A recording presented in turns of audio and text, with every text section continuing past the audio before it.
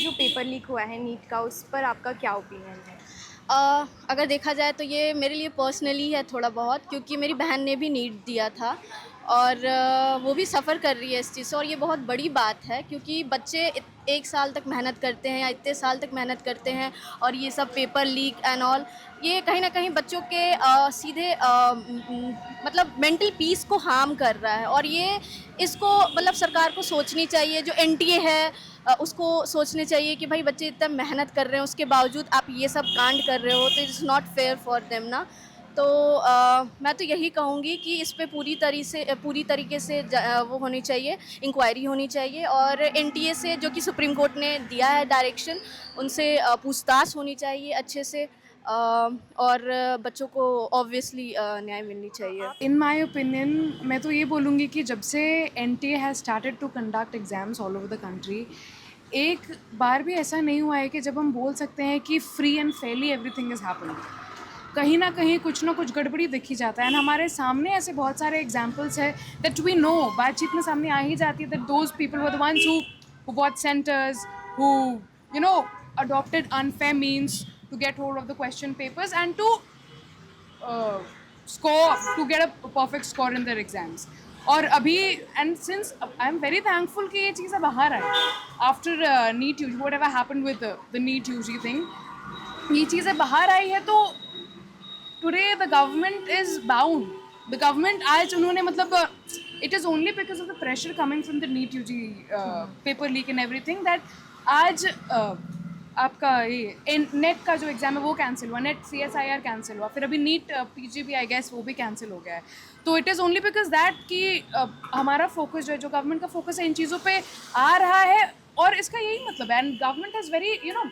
it has tweeted, it has been official on it that there has been some sort of compromise, कुछ compromise हुआ है तभी exams cancel हुए हैं। तो NTA को ये the government, both the government and the NTA must adopt measures, जो भी whoever is responsible,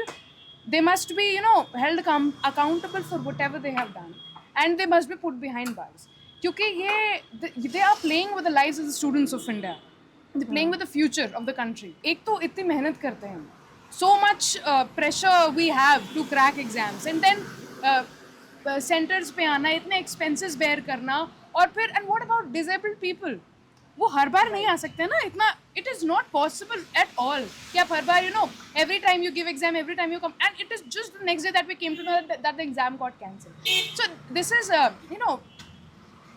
the government today and the society must focus on how to help people, especially the students। पहले बताना चाहिए कि अगर ऐसा है तो मतलब पहले इसके बारे में हमें वो देनी चाहिए, बट ये गलत है कि एकदम से बताया जाता है, क्योंकि हम वहाँ जाके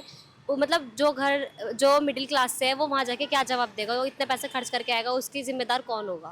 और क्योंकि बहुत बच्चे हैं जो मेहनत करते हैं सालों से, और अगर लास्ट में आके ये सब हो जाए तो फिर अच्छा नहीं है। जो मिडिल क्लास के हैं उनका क्या होगा, वो कैसे कैसे लोग, कुछ लोग होते हैं जो लोन ले लेके आते हैं, फिर वो कहाँ से पैसे भरेंगे। डू यू थिंक कि एनटीए की कहीं ना कहीं इसमें नाकामयाबी हो सकती है? एनटीए, अगर एनटीए की बात करो तो हाँ, एनटीए ने बहुत सारे एग्ज़ाम को गलत, मतलब जैसे आप जेई मेंस ले लो, तो पहले मेरा भाई जेई मेंस देता था, तो जेई मेंस साल में एक बार होता था, एनटीए ने बीच में 4 बार कराया, फिर 2 बार कराया, ठीक है। तो ये कहीं ना कहीं एग्ज़ाम का जो लेवल है वो गिराते जा रहा है एनटीए। जैसे आप नीट देख लो, नीट छोटी मोटी चीज़ नहीं है, बहुत बड़ी बात है नीट। आप एक कंट्री को आप एक डॉक्टर दे रहे हो, ठीक है, और आप एग्ज़ाम में ही बच्चे के साथ अगर आप ऐसा कर रहे हो कि वो जो एलिजिबल है, जो हैं कि आप मतलब आगे अच्छे से कर सकते हैं, एक अच्छे डॉक्टर बन सकते हैं, उनके साथ ही आप जस्टिफाई नहीं कर रहे हो, आप एग्ज़ाम सही ढंग से कंडक्ट नहीं करा रहे हो, तो ये तो ऑब्वियसली आपकी रिस्पॉन्सिबिलिटी है, आप गलत हो यहाँ पे। तो मैं एनटीए से यही कहूँगी कि एग्ज़ाम के साथ छेड़छाड़ ना करें और बच्चों के बारे में सोचें।